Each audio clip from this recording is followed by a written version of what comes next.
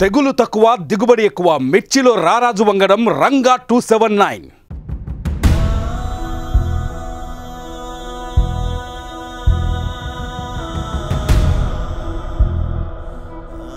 10 ఎకరాలు చేసినాం 1 ఎకరం కూడా భారతం లేదు.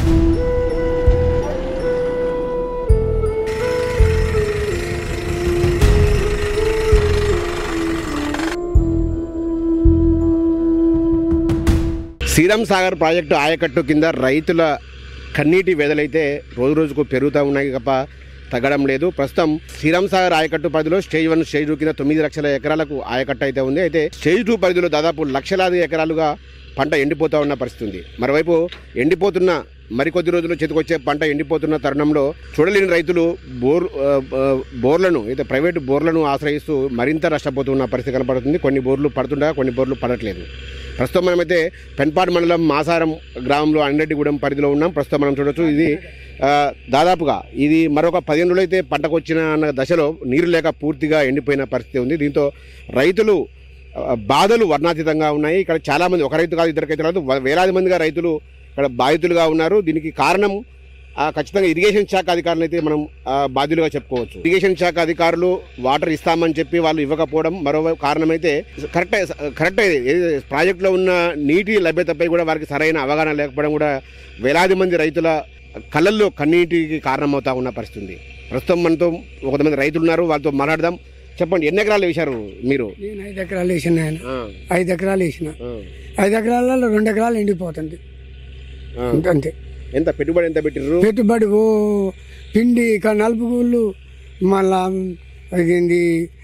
విత్తనాలు, మందులు కొట్టుడు 3 సార్లు మందు కొట్టిన. ఇప్పుడు తరబకి వచ్చింది అంతే. అంటే గతంలో ఇప్పుడు ఇంతకుముందు ఎట్లా ఉండేది పరిస్థితి, ఇప్పుడు ఎట్లా ఉంది? ఎందుకు ఈసారి ఎప్పుడు లేని ఇంతగా? శ్రీరామ సాగర్ నీళ్లు అక్కడి నుంచి వచ్చి ఆ ఊరికంగా రాయచర్లకు పోతుంటే మా బాడు ఏమో అటు బారేది, ఈ పైకేమో బోర్లు బావులతో నడిచేది. అవి ఎండిపోయినాయి కాబట్టి ఇది కూడా ఎండిపోయినాయి సార్. అంటే ఎందుకు మొత్తంగా అయితే ఈసారి ఎందుకు అసలు బోర్లు ఒకసారి బోర్ వేసినావు, ఆల్రెడీ ఒక బోర్ పోయింది, మళ్ళీ బోరు పడలేదని కూడా ఎందుకు మళ్ళీ ఇంకో బోర్ వేస్తున్నావు? పడుతుందని గ్యారెంటీ? ఎండిపోతుందని బాధతో పడుతుందనే గ్యారెంటీతో దాన్ని అది పడుతుందనే ఇది ఎండిపోకుండా ఉండాలని కాసుకోవాలని దాన్ని మళ్ళీ ఇంకోటి వేపిస్తున్నాను ఆయన. అంటే ఎందుకు ఇవ్వట్లేదు ఎస్ఆర్ఎస్పీ నీళ్ళు? గతంలో ఇచ్చారు కదా. ఇక అది మనకు తెలియదు, అది ఆ టైట్లో పోతున్నాయి అంటుర్రు. ఇటు మనం ఇటు రాటలే, మోత మండలం కల్లా పోతున్నాయి, ఇటు రావట్లే. మరి ఏమి దానికి మనం ఏం చేస్తాం? మీరు ఎన్ని ఎకరాలు వేసారు? మీరు 4 ఎకరాలు వేసినాం. ఎట్లా ఉంది మీ పరిస్థితి? మాది కూడా ఎండిపోయే పరిస్థితి సార్. పారట్లేదు మొత్తం. పొట్ట ఈయనది ఒడ్డే తరానికి రోజుకు కొంచెం కూడా దిగట్లేదు, మొత్తం అదిరిపోతుంది. పెట్టి ఈ పొలం లెక్కన అయిపోతుంది. ఆ బావి సముద్రం ఉన్నట్టుంటది. ఆ మండలం బావి 5 ఎకరాలు 7 ఎకరాలు పడిచే బావి. ఆ నీళ్ళు రాకపోవటంలో మొత్తం ఎండిపోయింది, బావి అడుగు దిగిపోయింది. ఇప్పుడు ఎంత నష్టం వచ్చింది మీకు ఎకరానికి అందాదా? ఎకరానికి 10,000 చిల్లరగానే 10-12,000 చిల్లర నష్టం వచ్చింది. 10,000 నష్టం వచ్చినట్టే. మందులు అయితే అన్ని ఇత్తనాల కాంచి చూసుకుంటే 10,000 ఎకరానికి 10,000, 5 బదులు 50,000 లాస్ వచ్చినట్టే. ఇది ఈ ఒక్క రైతు వెదనే కాదు, చాలా మంది వేలాది మంది రైతుల వెదగా ఇక్కడైతే చెప్పుకోవచ్చు. దాదాపు ఎకరానికి కొంతమంది 5 ఎకరాలు వేస్తే 2 ఎకరాలు ఎండిపోయి 3 ఎకరాలు అయితే బతికించే బోరు ఆధారం ఉన్న వాళ్ళు, అసలు ఎటువంటి ఆధారం లేకుండా కేవలం ఎస్ఆర్ఎస్పీని నమ్ముకునే వాళ్ళు మాత్రం పూర్తిగా ఎకరానికి 20,000 నుంచి 30,000 పెట్టుబడిని అయితే నష్టం పాల్గొన్నారు. ఇక కౌలు రైతుల పరిస్థితి ఇంకా దారుణంగా ఉంది. ఈ కౌలు రైతులనైతే వాళ్ళకి ఆత్మహత్య శరణం అయినట్లుగా కౌలు రైతులు అయితే తమ గోడును వెళ్ళబుచ్చుకుంటున్న పరిస్థితి కాబట్టి కొంతలో కొంత ఏదైతే మన గొర్రెలకు మేతకు ఉన్న ఎండిపోయిన పొలాన్ని కూడా అమ్ముకుంటూ కొంతలో కొంత నష్టాన్ని భరిస్తున్నా కూడా దాని వాళ్ళ నష్టాన్ని మాత్రం ఎవరు కూడా పూడ్చలేరు. దీనికి ప్రధాన కారణంగా అయితే ఎస్ఆర్ఎస్పీ ఇరిగేషన్ శాఖ అధికారులనే అన్ని వీళ్ళు కూడా వాళ్ళ వైపే చూపుతున్నాయి. ఖచ్చితమైన ప్రణాళిక లేకపోవడమే ఇక్కడ రైతులు చాలామంది కూడా లక్షలాది ఎకరాల్లో పంటని సాగు చేశారు. గతంలో గత 8 ఏళ్ల కాలం నుంచి వచ్చిన నీరు ఈసారి ఎందుకు రావంటూ కూడా వాళ్ళంతా కూడా యథేచ్ఛగా పొలాలు నాట్లు పెట్టడం, వాళ్ళకి సరైన అవగాహన కల్పించలేని ఇరిగేషన్ శాఖ అధికారులు ఒక కారణమైతే, మరోవైపు రైతులు కూడా ఎట్లయినా వాటర్ వస్తున్నాయి ఒక ప్రాజెక్టులో ఉన్నాయి అని చెప్తూ వాళ్ళు కూడా సాగు చేసి ప్రస్తుతం అయితే తీవ్రంగా నష్టపోతున్నారు. తమ పంటలను కాపాడడానికి మరింత అప్పులు చేసి బోర్లు బావులను ప్రైవేటు బోర్లను వేపిస్తూ బోరు బావులను వేపిస్తూ కూడా మరింత నష్టాలకు చేకూరుతున్నారు. ఎవరికో 10 మంది రైతులు బోర్లు వేపిస్తే కేవలం ఒక్కరిద్దరికి తప్పి మిగతా 8 మంది కూడా బోర్లు పడని పరిస్థితి ఉంది. దీంతో ప్రభుత్వమే తమను ఆదుకోవాలని కూడా తమ నష్టపోయిన వారికి నష్టపరిహారం చెల్లించాలని కూడా రైతులైతే ఆవేదన వ్యక్తం చేస్తున్న పరిస్థితి కనబడతా ఉంది. మేము జీతం అంటున్నాము, జీతం వండి 7 వచ్చినాం. మేము ఎకరం పొలానికి 20 ఏళ్ళు పెట్టుబడి అయింది. ట్రాక్టర్లకేమో మందులకేమో ఇబ్బంది పడుతున్నాం. ఈ తండల నీళ్ళు లేక లేక మేము మస్తు ఇబ్బంది పడుతున్నాం. అంతే సార్. ఎందుకు ఇట్లా పరిస్థితి వచ్చింది? ఎందుకంటే ఇంతకు ముందు లేదు కదా, ఇప్పుడే వచ్చింది ఆ పరిస్థితి. ఇప్పుడు ఎన్నో సంవత్సరాల నుంచి అయింది కాలం, కానీ ఇప్పుడు కాలం లేదు, ఏం లేదు, ఇబ్బంది పడుతున్నాం అని చెప్తున్నాం సార్. మేము నీళ్ళు లేవు, నీళ్ళు లేవు, బాయిలు లేవు, బోర్లు లేవు, కాలువలు లేవు, మాకే లేవు. గొల్లలకు ఇస్తున్నాం, మొత్తం ఉన్నవరకు మొత్తం పోయినాయి. పోయిన దానికి ఏం చేస్తాం మేము? ఇక మా పరిస్థితి కేసీఆర్ ఉన్నప్పుడు కొద్ది నీళ్ళు వచ్చేది, ఇప్పుడు మాత్రం నీళ్ళు లేవు. ఇదివరకు ఇప్పుడు రేవంత్ రెడ్డి గెలిచిండు, మమ్మల్ని చాలా ఘోరంగా అయింది. మరి దేని వల్లనో ఏమో కానీ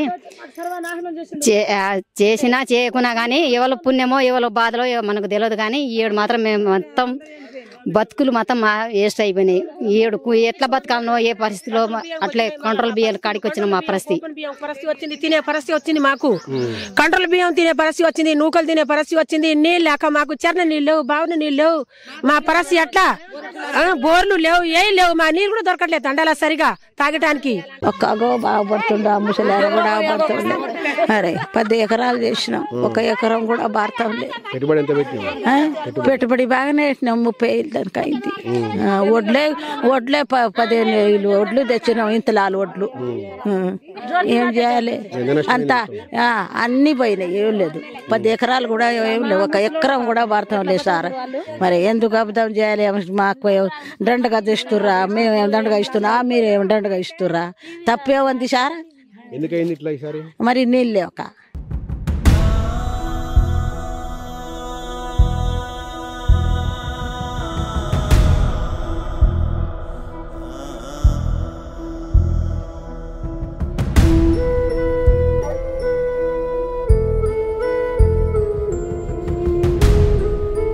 ఎస్ఆర్ఎస్పీ ఆయకట్టు కింద పంట పొలాలు ఎండిపోయి నీరు లేక రైతులు తీవ్ర విషాదంలో ఉంటే మరికొంతమంది గొర్రె పెంపకందారులు మొత్తం రాష్ట్రం నలుమూల నుంచి కూడా ఎస్ఆర్ఎస్పీ ఆయకట్టు వైపే వస్తూ ఉన్నారు. దాదాపు విపరీతమైన భూగర్భ జలాలు పడిపోవడంతో పెద్ద ఎత్తున కూడా ఏదైతే గొర్రెలకు కూడా మేత దొరకని పరిస్థితి. ప్రస్తుతం ఇక్కడ నీ వాటర్ కూడా దొరకని పరిస్థితి ఉంది. ప్రస్తుతం ఇక్కడ ఎస్ఆర్ఎస్పీ ఆయకట్టులో వేలాది ఎకరాల పంట ఎండిపోవడము, రైతులకు అందకపోవడంతో రైతులు కూడా గొర్రె పెంపకందారులకు గొర్రెల కోసం మేతకు వాటికి ఆహారంగా తమ ఎండిపోయిన పొలాలను అయితే అమ్ముకుంటున్నారు. ఎకరానికి 3,000 నుంచి 5,000 వరకు కూడా తీసుకుంటూ వాళ్ళ గొర్రెల పెంపకందారులకు ఇస్తున్నారు. ప్రస్తుతం ఇదే అదునుగా దాదాపు రాష్ట్రం నలుమూల నుంచి కూడా గొర్రె పెంపకదారులు ఒక్కసారిగా ఎస్ఆర్ఎస్పీ ఆయకట్టు వైపు ట్రాక్టర్లలో డీసీఎంలలో తమ గొర్రెలను వైపు తరలిస్తూ ఇక్కడే రోజుల తరబడి ఉంటూ ఇక్కడ ఎండిపోయిన పంట పొలాలను కొనుగోలు చేస్తూ కాస్త కొంత రైతులకైతే ఊరటనిస్తూ ఉన్నారు. ప్రస్తుతం మనం చూడొచ్చు ఇక్కడ ఒక వ్యవసాయ కేంద్రంలో ఉన్నాం. దాదాపు ఇక్కడ 50 రోజుల వయసు గల ఈ వరి పంట నీరు లేక ఎండిపోయింది. దీంతో రైతు వీళ్ళందరికీ కూడా ఎకరానికి